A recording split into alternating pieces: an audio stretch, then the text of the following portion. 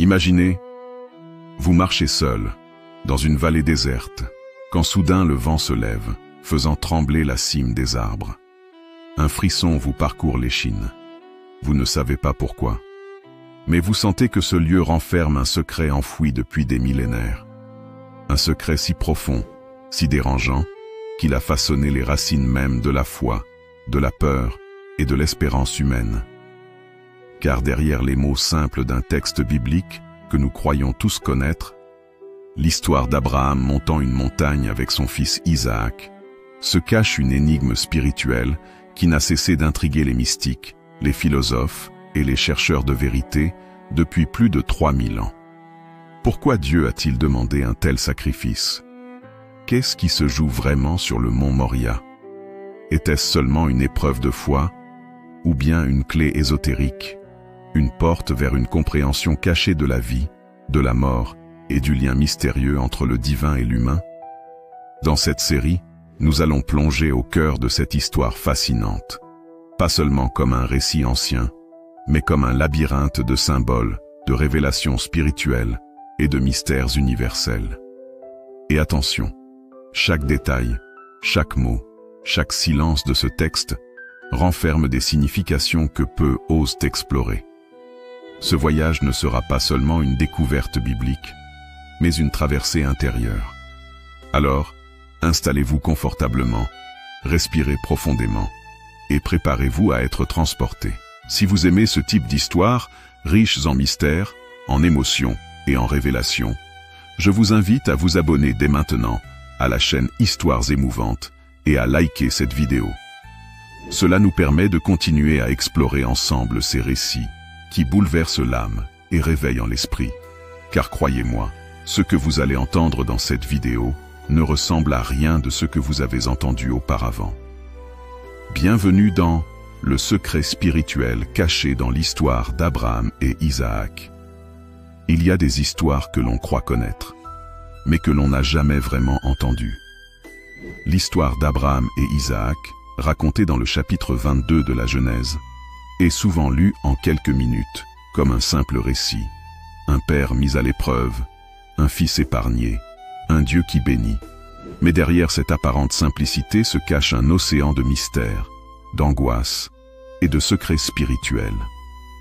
Imaginez Abraham, vieillard aux cheveux blanchis par le temps, après tant d'années de promesses divines, après des décennies d'attente pour voir naître enfin Isaac, son fils de la promesse, celui par lequel Dieu lui avait dit « Ta descendance sera comme les étoiles du ciel ». Et voilà qu'un matin, dans le calme de l'aube, une voix déchire le ciel, une voix qu'il connaît trop bien, une voix qui n'admet pas de doute. « Abraham, prends ton fils, ton unique, celui que tu aimes, Isaac, et va-t'en au pays de Morija, et là, offre-le en holocauste. » C'est ici que commence l'histoire. C'est ici que l'énigme se dresse. Arrêtons-nous un instant. Dieu, demande-t-il, vraiment ce que nous entendons? Un sacrifice humain, le sang d'un fils innocent sur un autel de pierre? Pour comprendre l'ampleur du choc, il faut replacer cette demande dans le contexte du Proche-Orient ancien. Les sacrifices humains existaient bel et bien chez certains peuples voisins. Les Cananéens, par exemple, offraient parfois leurs enfants à Moloch. Mais jusque-là, le Dieu d'Abraham s'était toujours montré radicalement différent. Un Dieu qui libère, qui promet, qui bénit.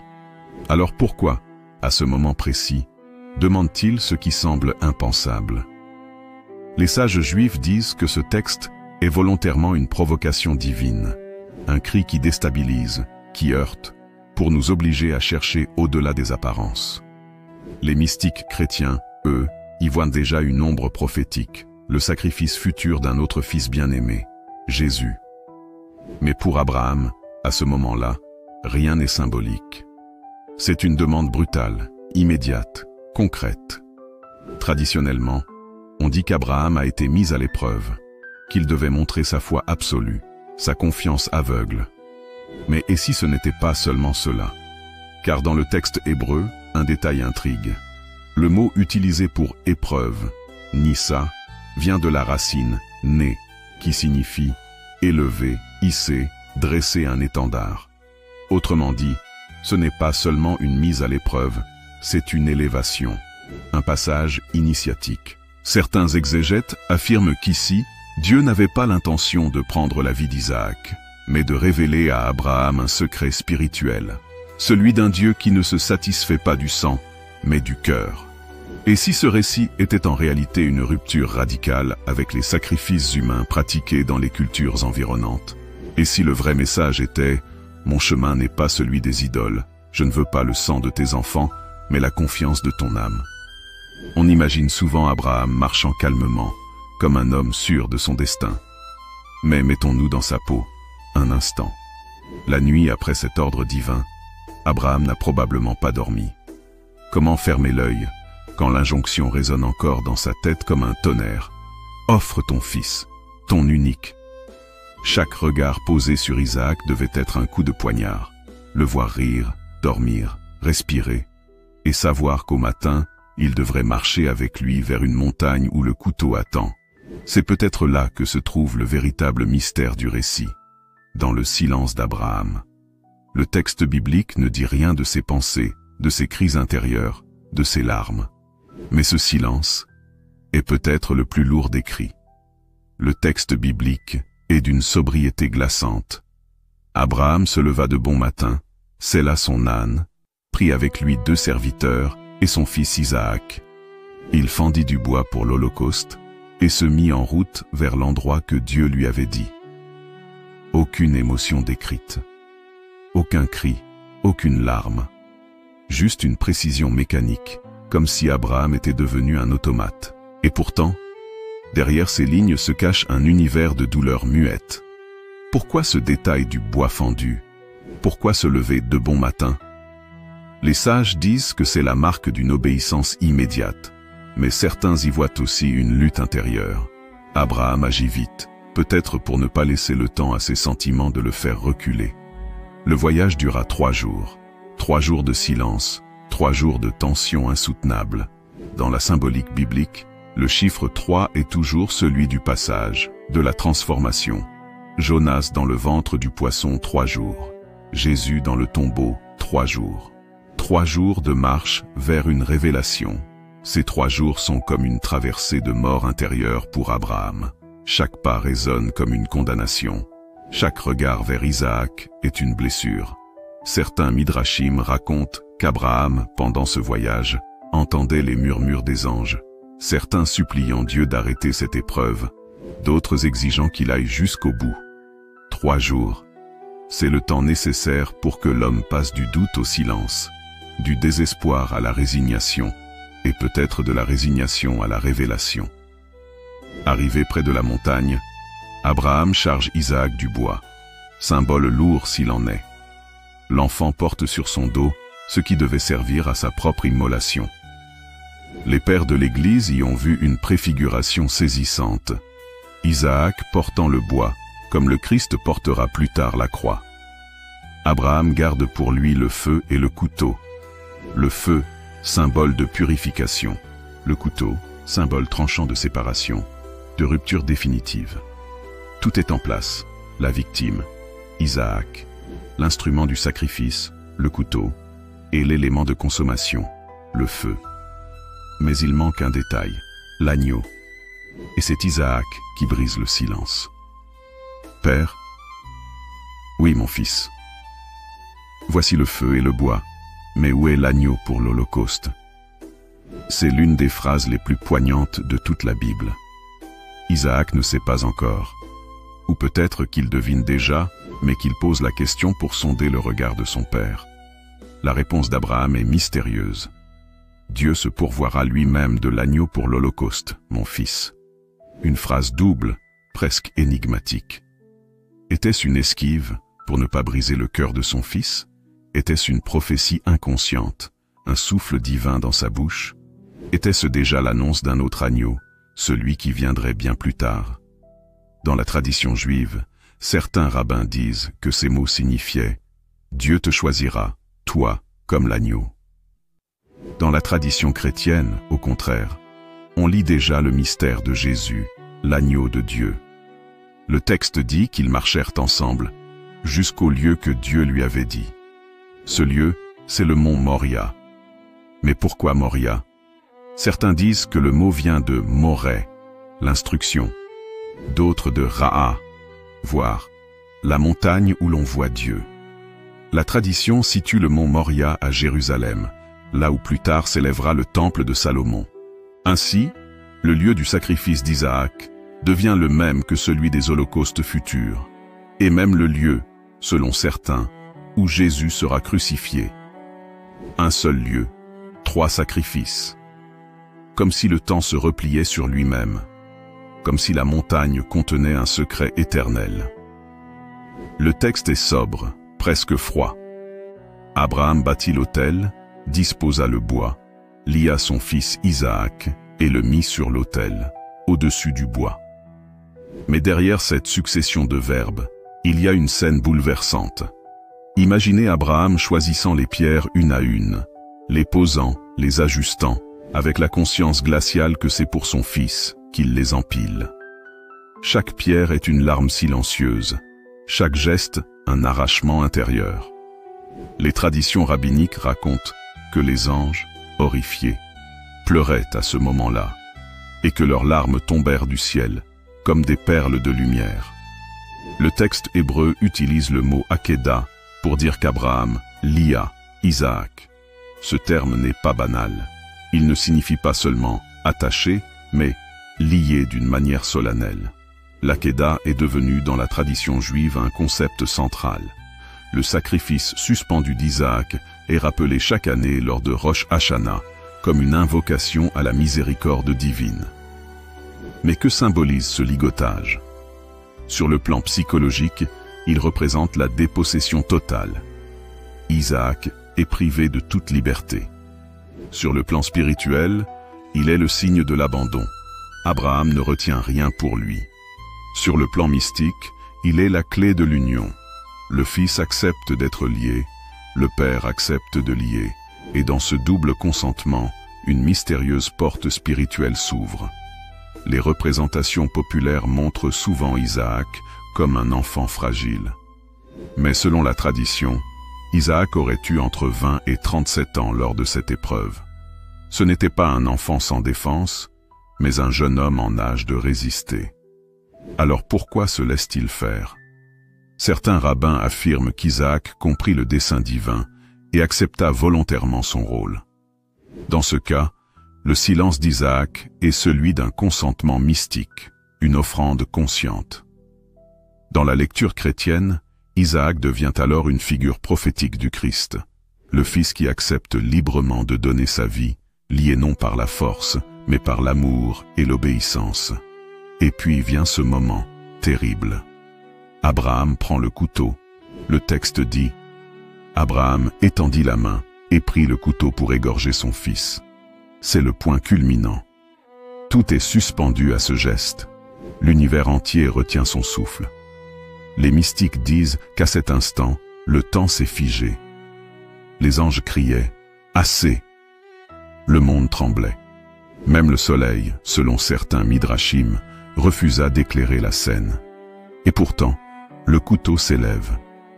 Dans la Kabbale, ce moment est vu comme la rencontre entre Gévoura, la rigueur, la justice divine, et Hesed, la miséricorde. Abraham représente l'amour absolu, mais un amour prêt à tout donner.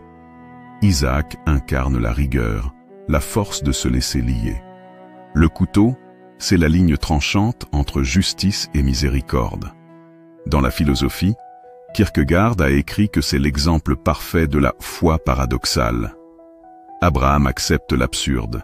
Il croit contre toute raison. Dans la psychologie, on peut y lire le drame du père qui doit tuer symboliquement son fils pour le laisser devenir lui-même. Le passage de l'enfant à l'homme, scellé par une épreuve de séparation extrême. Alors que le couteau est levé, prêt à descendre, une voix retentit du ciel.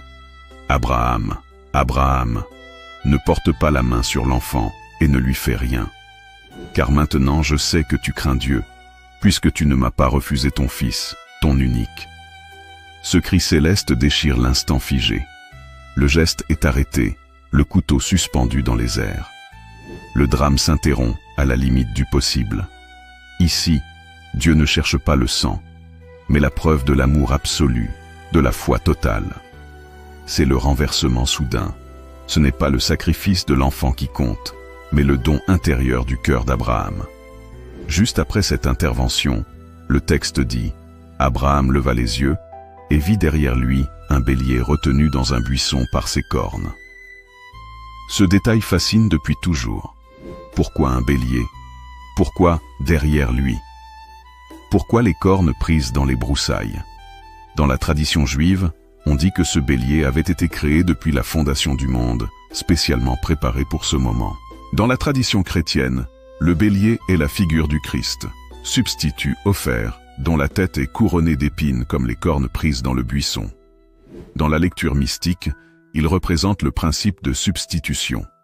La victime animale remplace l'homme, marquant une rupture avec les sacrifices humains des cultures païennes.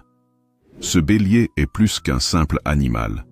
Il est le signe que Dieu se pourvoit toujours lui-même de l'offrande. Le cœur du mystère est ici. L'homme n'est pas demandé en sacrifice, mais Dieu offre une substitution. C'est un message radical pour l'époque. Dieu n'est pas un tyran qui réclame la chair de nos enfants, mais un père qui demande notre cœur, notre obéissance, notre confiance. C'est aussi une révélation prophétique. L'idée d'un substitut préparé par Dieu pour porter ce que l'homme ne peut porter. Isaac est sauvé, mais le bélier meurt à sa place. L'ombre du futur agneau de Dieu se dessine déjà. Pour les chrétiens, cette scène annonce directement le calvaire.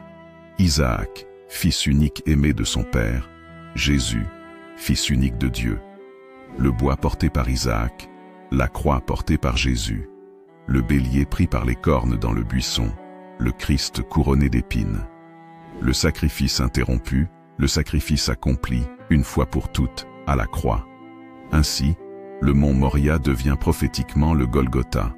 Le même lieu, le même mystère, mais révélé dans toute sa plénitude. Dans la Kabbale, le bélier est lié au souffle de la miséricorde. Ses cornes deviendront le chauffard, instrument sacré rappelant à Israël la fidélité de Dieu. Dans l'ésotérisme, le bélier pris dans le buisson est la représentation de l'énergie vitale enchaînée dans la matière, que seul le sacrifice spirituel peut libérer. Dans la psychologie spirituelle, il est le symbole du moi animal offert en substitution. Ce n'est pas l'enfant qu'on sacrifie, mais les instincts et attachements qui empêchent l'élévation. Lorsque l'épreuve prend fin, une nouvelle parole divine descend du ciel. Parce que tu as fait cela, parce que tu ne m'as pas refusé ton fils, ton unique, je te bénirai. Ta descendance sera comme les étoiles du ciel et comme le sable au bord de la mer. Ce moment marque un tournant. Abraham, déjà béni auparavant, reçoit ici une promesse scellée par le feu de l'épreuve. C'est comme si le lien entre lui et Dieu avait atteint une profondeur irréversible. L'histoire d'Abraham et Isaac n'est pas restée un simple épisode biblique. Elle a façonné la conscience spirituelle de l'humanité. Dans le judaïsme, l'Akedah est invoquée comme un argument devant Dieu. Souviens-toi de la fidélité d'Abraham et fais miséricorde à ses enfants. Dans le christianisme, elle est l'ombre prophétique du sacrifice du Christ. Isaac sauvé, mais Jésus livré pour tous. Dans l'islam, une version parallèle raconte qu'Abraham fut prêt à sacrifier Ismaël. Ici aussi, c'est la soumission totale, islam et jas soumission, qui est mise en avant comme essence de la foi. Ainsi, cette histoire traverse les trois grandes religions monothéistes et se trouve au cœur de leur spiritualité. Kierkegaard voyait dans Abraham l'exemple du « chevalier de la foi », capable de croire contre toute raison. Lévinas y lisait le drame de l'éthique. L'obéissance à Dieu ne doit jamais effacer la responsabilité envers l'autre. Freud, quant à lui, interprétait ce récit comme un symbole de la rivalité père-fils, une mise en scène des tensions inconscientes. Chaque époque, chaque penseur, a trouvé dans ce récit un miroir de ses propres angoisses et de ses propres quêtes. Mais au-delà des lectures religieuses, philosophiques ou psychologiques, quel est le secret ultime de ce récit? Il se pourrait que le véritable message soit celui-ci. Dieu ne veut pas le sang. Dieu ne veut pas le sacrifice de nos enfants. Dieu ne veut pas notre destruction. Ce qu'il cherche, c'est notre cœur, notre capacité à lui faire confiance même quand tout semble absurde, notre abandon total entre ses mains. Le sacrifice d'Isaac n'était pas destiné à tuer un fils, mais à tuer l'idée que l'homme doit acheter la faveur divine par la mort. L'Akedah brise la logique païenne du sacrifice sanglant pour ouvrir la voie à une relation d'amour. Que signifie ce récit dans nos vies modernes? Nous ne portons peut-être pas du bois vers une montagne, mais chacun de nous connaît des monts Moria intérieurs. Des moments où Dieu nous demande de lâcher ce que nous aimons le plus, de renoncer à nos sécurités, de lui faire confiance au bord du gouffre. Le secret spirituel, c'est que derrière chaque épreuve, il y a une voix qui s'apprête à dire « Arrête, je n'ai jamais voulu ta destruction, je voulais ton cœur. » C'est la promesse que dans nos buissons d'épines, un bélier est toujours prêt, une substitution, une issue, une délivrance. L'histoire d'Abraham et Isaac n'est pas une tragédie sanglante, mais une révélation lumineuse. C'est l'histoire d'un Dieu qui n'exige pas notre mort, mais notre confiance. C'est l'histoire d'un père qui a accepté de tout donner, et d'un fils qui a accepté d'être lié, pour que nous découvrions le vrai visage de la foi.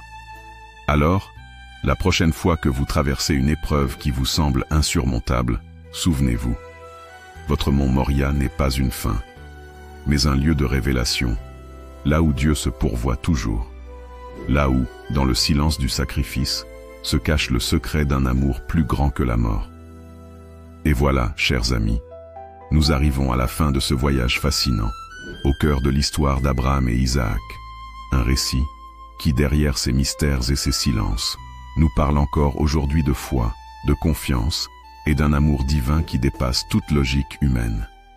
Merci du fond du cœur d'avoir pris le temps de suivre cette vidéo jusqu'au bout. Votre présence, votre attention et vos réflexions sont ce qui donne vie à cette chaîne Histoires émouvantes. Chaque vue, chaque commentaire, chaque partage est une pierre que vous apportez à cet autel symbolique où nous faisons revivre ensemble les récits les plus profonds de l'humanité.